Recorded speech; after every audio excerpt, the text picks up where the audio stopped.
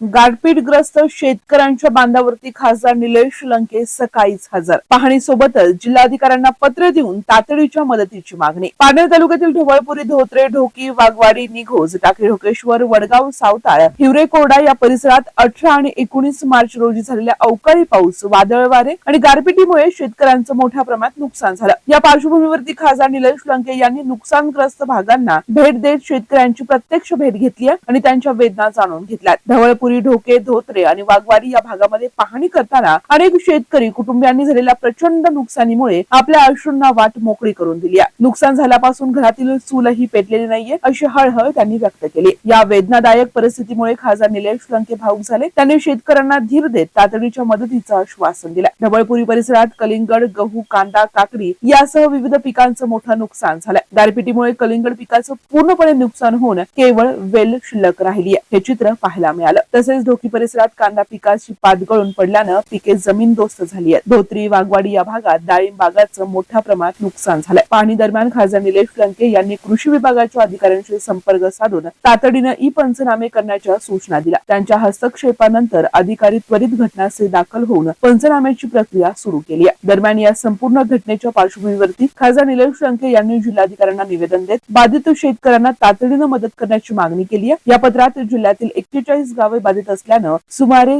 3,558 hectare क्षेत्रावरती परिणाम झाल्याचं आणि 7,352 क्षेत्र प्रभावित झाल्याचं नमूद झालं. राहुरी नगर, श्रीगोंदा, पारनेर, कर्जत, जामखेड, शेवगाव, पाथर्डी या तालुक्यांमध्ये विशेष फटका बसल्याचं देखील अधोरेखित झालंय. खासदार निलेश लंके यांनी जिल्हाधिकाऱ्यांना दिलेल्या पत्रामध्ये तात्काळ पंचनामे करण्याचे आदेश दिलेत. पंचनामे पारदर्शक पद्धतीने प्रत्यक्षात शेतात जाऊन करणे, 33% अधिक नुकसान झालेल्या सर्व शेतकऱ्यांना सरसकट मदत जाहीर करणे, फळबागे आणि भाजीपाला उत्पादकांसाठी विशेष नुकसान भरपाई देणं, पीक विमा दावे जलद गतीने निकाली काढण्याच्या ठोस मागण्या केल्या आहेत. या पाहणी दरम्यान भागा गावडे, सुखदेव चितळकर, डॉक्टर राजेश भनगडे, राजू रोडे, पप्पू गांगुर्डे यांच्यासह राष्ट्रवादी काँग्रेस, निलेश लंके प्रतिष्ठानचे पदाधिकारी आणि ग्रामस्थ मोठ्या संख्येने उपस्थित होते.